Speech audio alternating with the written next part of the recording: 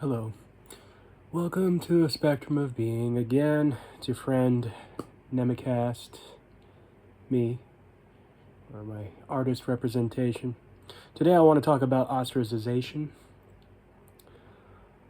Ostracization is something that I feel occurs before it even happens. Like there's a programming in most people that in order for them to belong in a certain group, they must abide by certain standards, and other standards which are forbidden lead to ostracization. It's a hard word to pronounce. Ostracization. I believe this occurs to pretty much almost anyone. Those that it does not occur to, I think, might even be an unhealthy thing, because anyone who dares to step outside of the boxes that are placed on them, they won't learn much different about the hidden world.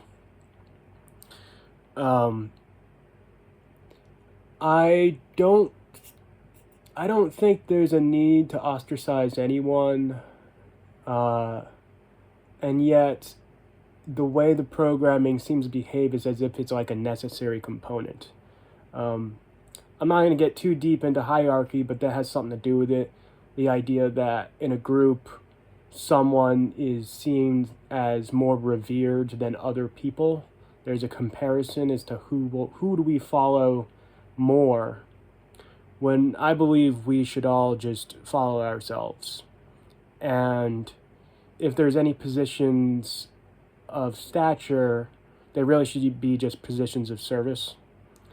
I believe most people, when they hear someone speak, they don't necessarily think about whether it logistically makes sense. They usually listen to how it sounds, how other people behave, the way it's said, rather than it's like a fact or logical truth. Now, there's obviously exceptions to that. But what I'm trying to say is that, like, for example, in politics, generally whoever elects a president, they go by who they like, not necessarily whether someone has merit with their job or not. So it's essentially like a popularity contest. There's other aspects of that I won't get into. So ostracization, it's when some core fabrics of a person's being are rejected by others, and when the others, rather than listening to their authentic being, they're going by sort of a list of do's and do nots. Now, it's possible that a person could both truly believe something of their own core value, but it also get intertwined with the program. The main thing that I have a problem with ostracization is this concept that we have to listen to a certain elite individuals and actively not listen to other individuals. Now, that's a little different than just listening to what speaks to you. When you listen to what speaks to you, you're not necessarily denigrating anyone's particular voice. You're just going to what you gravitate towards, All right, well, moving on. I think we've all felt ostracized in some way. I know myself personally, if I could be considered an expert of anything, that might be it, and it's not really a title that you would desire. So next subject along that line of thinking is cliques.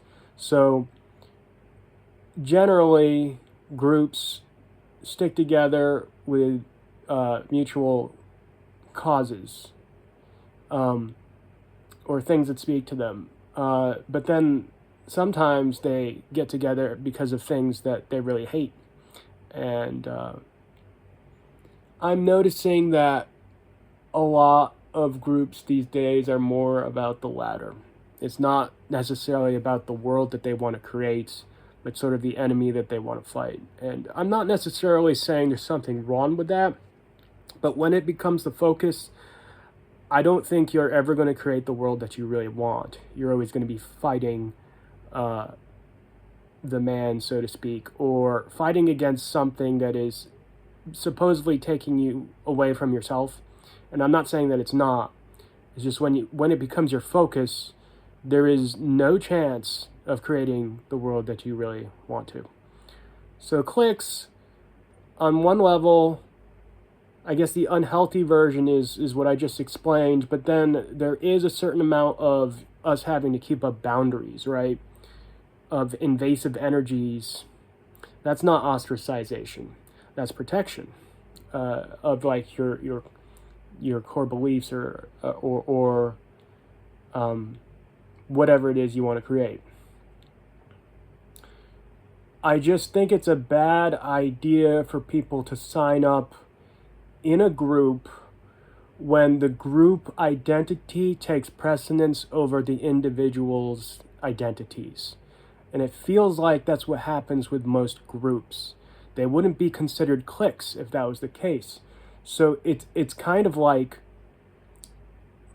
when I think of the term groupthink, it's as if there is one real mind or several real minds in the group, and everyone must conform to those elite minds rather than the few people given positions of service, not power. This would be the ideal scenario. It represents every individual in the group rather than having the group identity be the main thing. That's the difference between, I think, cliques and sort of a camaraderie of inspiration. All right, third subject, the feeling of being an alien.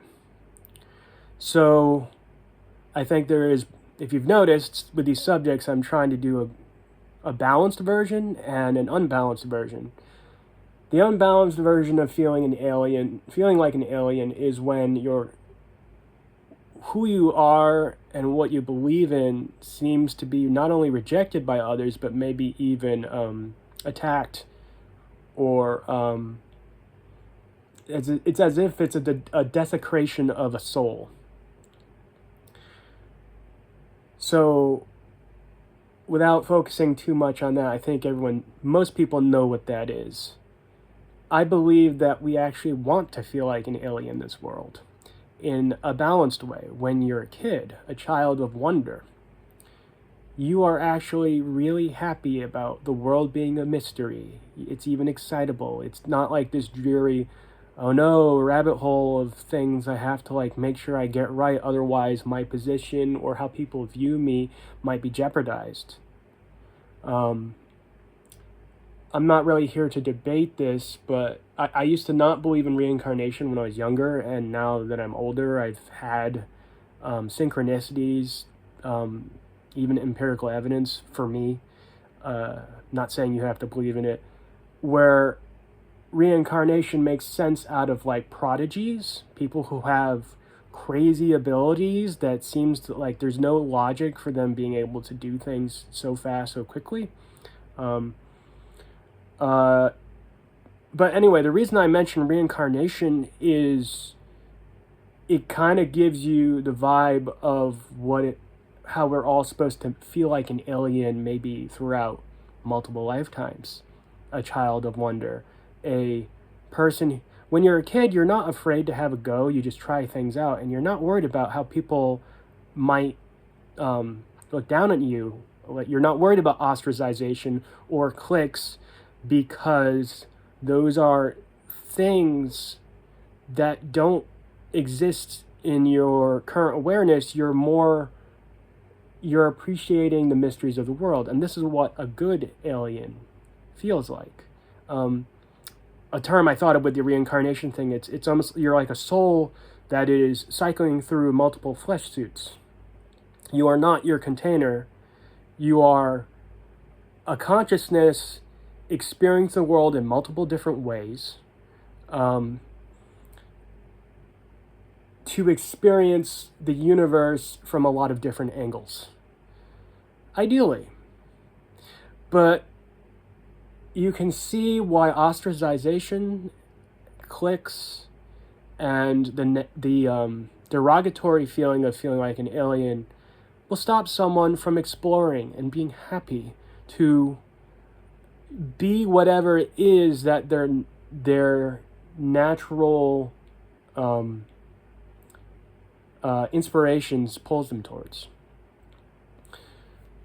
What saddens me about this world is that it seems to have really stifled the programming of this world. It's stifled a lot of the joy of being a kid, so that adulthood is sort of like this get real, get money, get stature.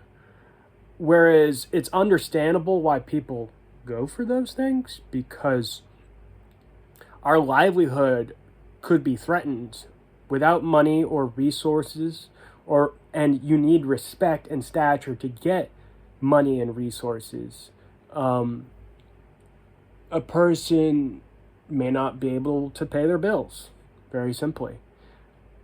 The thing that concerns me is that in our constant chase and pursuit of trying to thrive and survive, and I understand this, I go through this, we have forgotten who we really wanted to be as a child. And I feel like that's the real adulthood, is maturing the child within, who is excited about exploring the unknown. I guess that'll be all for now. I hope you enjoyed this video. Let me know what you think about this. There's a lot more I could say. I'll probably do some more videos on this subject in the future. Have a lovely day.